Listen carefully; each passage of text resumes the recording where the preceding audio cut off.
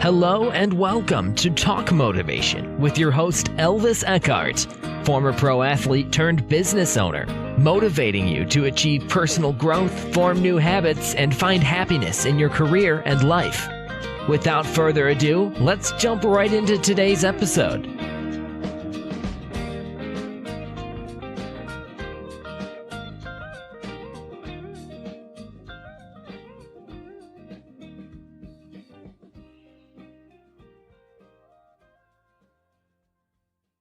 Welcome to Talk Motivation. I'm happy you found your way back to my podcast. Some good news to start off with. The podcast is now officially available on Spotify, Apple Podcasts, Google Podcasts, Deezer, iHeartRadio, and TuneIn. This whole podcast thing really gathered momentum. I got some really great feedback and constructive criticism on LinkedIn, which is much appreciated. Thanks for that, guys. And no, before you ask, none of it was actually about my dodgy German accent. In this week's second episode of Talk Motivation, let me just pinch myself. Yep, it's the second episode. Crazy, time flies. I want to talk about conscious living and personal growth. We will also have a look at how the most successful people practice conscious living and become high achievers. Last but not least, I also had the pleasure of catching up last week with Rachel Beck. We first met on LinkedIn through a shared contact of ours, Brian Eckardt. Brian, if you hear this, you're awesome. Rachel is one of the LinkedIn powerhouses when it comes to content coming straight from the heart. She owns her story. Actually, I don't know anybody else who owns his or her story as Rachel does. Rachel is a retired photographer turned author, and I value her honesty, empathy, and her giving personality. Today's topic is a topic which is close to Rachel's heart, so I thought, why not get some input from her? Towards the back end of the show, I have some snippets of wisdom from Rachel. Alright, let me take you to Inspiration City. I like to believe that conscious living has always played a crucial role in all of my achievements on a personal and business level, and also back in the days when I was playing professional football. Let's have a look at how you can achieve your career and personal goals, and most of all, how you can adopt new habits and hopefully find some happiness along the way. The happiest and most successful people in the world practice conscious living. If you want to live a more conscious lifestyle, you first need to understand that the road to happiness and success in anything is often paved with gradual steps towards it. Now, I don't mean the success at the expense of our happiness or other people's happiness. I mean true success.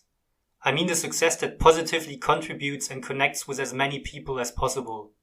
I mean the success where you use your power and influence in a positive way, and you keep your health, inner peace, and happiness at the center of everything. Now, what value adds living more consciously to your life? Well, for starters, by practicing conscious living, you can become happier, healthier, find peace, get a positive energy flow, you get more compassionate, you can increase your focus. If that is not enough for you, you will also be more likely to have like-minded people in your life who will support and encourage you along the way. Also, the people you love most, who are closest to you, they will pick up on these things, and as a byproduct, you will make them better. It's a package deal. I mean, it doesn't get any better. Having said all of that, most people are actually living the exact opposite. They live unconsciously. We talk about people behind their backs. We complain about work. We complain about relationships. We watch too much television shows, which are filled with nothing but fighting and insulting one another to please the viewers. We read articles and blogs about conspiracy theories. We complain about politicians and the whole government. I don't have to look far. My little family, my wife, daughter and me, we live in the UK. Brexit or the split from the European Union draws closer by the day. I have never seen a more heated political debate than over these past 2 years. The news, Twitter, Facebook, everywhere you have looked before COVID-19 hit us was Brexit content. Most of it pure negativity. Instead of letting us draw into such a negative mindset, we should be trying to create positive change for ourselves and everyone around us.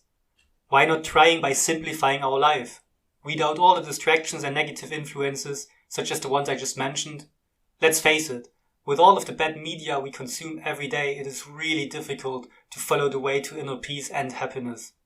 Simplifying your life and weeding out negativity are teachings in Buddhism. Now, I'm not a Buddhist. I'm not religious by any means, but I truly believe that these teachings are golden. Until we find a way to weed out all these negative influences, we will be struggling finding true peace, happiness, or success for that matter. All of us, neither you nor I, are strong enough to not be affected by all this. We just need to be honest to ourselves to see that. Consuming negative media affects us, and it affects us on a subconscious level. Our brain works to affirm beliefs. If you listen to bad media, these beliefs will be hardwired to your brain. The human brain has a negativity bias by default. It means you pay more attention to bad news than you do to the good news. The brain is wired to pay attention to potentially harmful, dangerous, or life-threatening scenarios. It's the human survival instinct all over again. It goes back to the hunter-gatherer times. Now, what can we do to weed out these negative distractions? Take steps to reduce these negative seeds and water the good ones. Simple as that. Watch less television. If you have to watch television, watch programs where you learn something new. Watch less news. If you want to watch positive news, jump on YouTube and watch Some Good News with John Krasinski. I promise you'll feel better after watching that. Spend more time in nature. Connect with the scenery. Go walking. Climb mountains. Visit sites near you you've never seen before. Go traveling. Play sports. Spend time with your loved ones. Have an awesome barbecue when the sun shines. Don't be afraid of change. Change can be immediate. It may take a longer time to decide to change, but change as such can happen in a heartbeat. Change a little perspective and you'll find it can make a big difference in your life. I invite you here and now to wake up and start living conscious. Be conscious of what you consume with your senses and be conscious of the effect it has on you.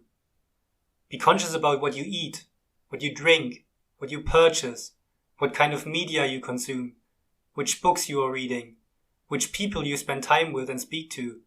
Be conscious about how you love. Whatever you do, be present. Start by appreciating yourself and the things around you. You soon find that you act with greater clarity. I'm not talking about self-development here. It goes much beyond that. Conscious living is the concept of you being interconnected with everything around you. There's no separation of self-development and spirituality. It is all one big soup of consciousness. Let's jump a bit deeper into these thoughts. If you want to live peace itself, you have to practice mindfulness. Once you practice mindfulness, you will find that a whole new world opens up for you. It will bring you a much greater happiness, and you will find that you touch the world around much deeper. Your concentration level will go through the roof. It helps you to awaken your senses. It helps you to awaken your best you. Investing in yourself and your own well-being might be the most basic of investments you can do, but the impact it will make will improve all parts of your life. It will improve your family life, it will improve your work life, and it will improve the quality of your life as such.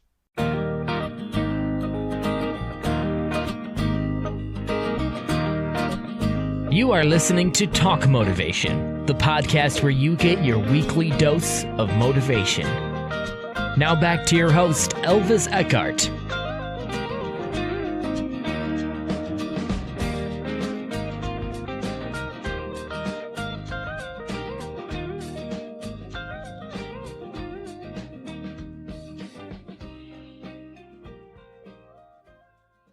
Alright, let's make a little case study out of this. Take an apple out of your fruit bowl, wash it and dry it. Before you actually bite into the apple, take a moment and ask yourself if you are actually enjoying eating the apple or if you just eat it to satisfy your hunger. Most people will most likely answer the latter. This time, try and focus your concentration on eating the apple. How does it taste? Is it sweet, sour, bitter, juicy? How does the apple smell? Is it a fruity, fresh, citrusy smell? How does it feel holding the apple? Is it crunchy? Is it firm? Is it soft? Now, try and look into the true nature of this apple. Can you see the orchard where the apple tree stands? Can you see the apple tree? Can you see the thick trunk of the apple tree? The branches hanging down? The soil where it grows on? Can you see the rain clouds and the rain pouring down, which helps the apple tree and ultimately the apples grow? Can you see the farmer who helped grow the apple and picked it? You see, that apple is made up of many things. The apple had a long journey to be in your hands right now. A lot of things have contributed to its growth. Now, why did I go in so much detail to explain to you the journey of this apple? Because I like you to become more aware of the interconnected nature of all things. You see how this apple affected you, and now you can hopefully see the effect you can have on other things. Everything is related to everything else. Now, how does personal growth or living with a growth mindset fit in with conscious living? Bo Bennett said that those who improve with age embrace the power of personal growth and personal achievement and begin to replace youth with wisdom, innocence with understanding, and lack of purpose with self-actualization. Everything in our universe begins with an intention. This intention could be the starting point of your dream life. This intention could be your desire for growth. A tree grows towards the sun. A person grows towards, well, where does a person grow towards? You have to define what it is you want to grow towards. Your life is self-directed. Decide to be in charge of yourself. If you want to grow, you have to first set yourself certain standards and live up to your true potential. Admit to yourself that you don't know nearly as much as you think you know about the world. There are so many things and subjects we are clueless about. Have the desire to teach yourself and be a better person of yourself than you were yesterday.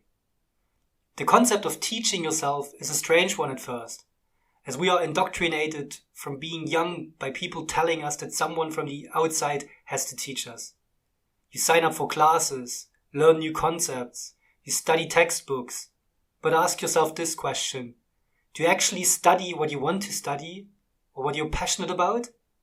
Make the conscious decision to read the books you want to read.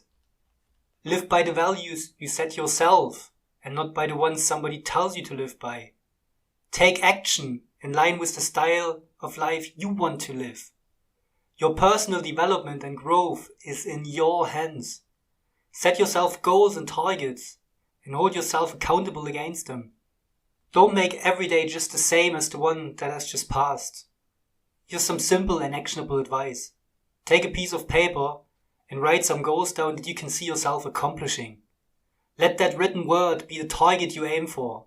If you miss it, recalibrate. Learn new things, new techniques. Amend your mindset and try to hit it the next time. This is called growth. A growth mindset can make all the difference in the world. Your potential is endless. Reach for it. See obstacles only as gateways to new and expanded growth. See them as opportunities and a pivotal moment which takes you to that next level. This is true conscious living. I promised you in the beginning some snippets from my conversation with the wonderful Rachel Beck. I asked Rachel what conscious living means to her. Here's what Rachel said. Good morning, Elvis. Thank you so much for having me today. It is absolutely incredible to work with you. You're a wonderful professional. What does conscious living mean to me? It means to me to think about what I can do to help the world. Nothing I ever do is about me. I have a we mentality. That's what conscious living means to me. Now, that is exactly how I got to know Rachel. Everything she does is for the greater good.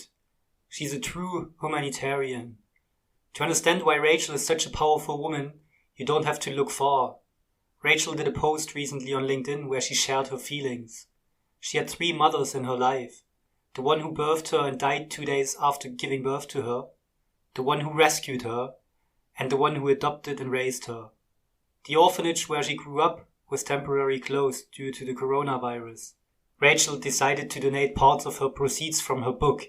If you want to get a copy of Rachel's book, you can go to www.citrinpublishing.com.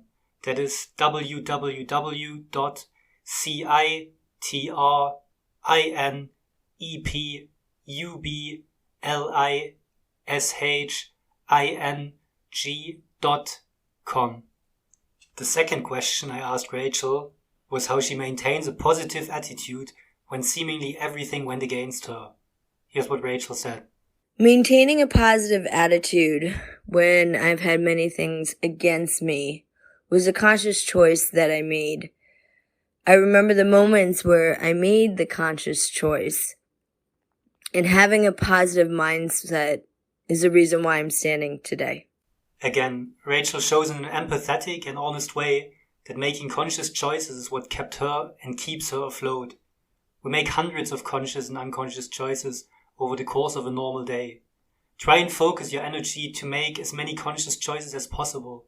If you are able to do that, and it takes time until you programmed yourself to do so, you will maximize your ability to pursue your passions and your purpose, and will find that you're able to create positive change. Rachel was diagnosed with PTSD. For those who don't know what PTSD is, it is post-traumatic stress disorder. My third question was if she, as an author, read books which helped her overcoming fear and anxiety. Let's jump into Rachel's answer. Thank you so much for introducing me as an author. There are books that help me. I'm going to say this. I did a lot of reading books around trauma, and I read a lot of books. I read books on anxiety. I wanted to truly understand also what PTSD is, and I think it's important to understand when you're diagnosed with something. I think it's very, very important. If you are listening to this and you are struggling with any mental health issues like PTSD, depression, or others, please make sure you speak to your loved ones about it and open up. You can find online helplines and support groups for near enough every country in the world, wherever you may live. Make sure to seek out help. My last question was what her thoughts are on maintaining a growth mindset as key to achieving growth in her personal and professional life. Here's what Rachel said. In order to maintain a growth mindset in achieving my goals professionally and personally, I think the true secret to that is that you continue to learn. And as long as I'm not stagnant, then I'm happy. I want to evolve, I want to adapt, and I want to continue to grow. That's really important to me. Rachel clearly understands that challenges are learning opportunities and that failure is an opportunity to grow. She focuses on process and progress. She understood that her qualities are not carved in stone because she challenges herself daily to be a better version of herself. Here's some actionable advice for you guys. Start to cultivate your qualities through learning. Get passionate about learning. Try to be a better version of yourself than you were yesterday, and do this on a daily basis. If you hear this, Rachel, thank you so much for having taken time out of your busy day to answer me a couple of questions. Your input was very valuable to me and surely will be to my listeners. I want to conclude this week's episode by a quote from Stephen Richards. He said, "You're essentially who you create yourself to be, and all that occurs in your life is the result of your own makings." If you enjoyed this week's episode, please share the love and let your network know about it. Feel free to also connect with me on LinkedIn and we can take the conversation there. Thank you so much for listening to this episode of Talk Motivation with your host, Elvis Eckardt. To listen to this episode again and to find previous episodes, search Talk Motivation on Spotify, Apple Podcasts, or Google Podcasts. Sayonara, muchachos!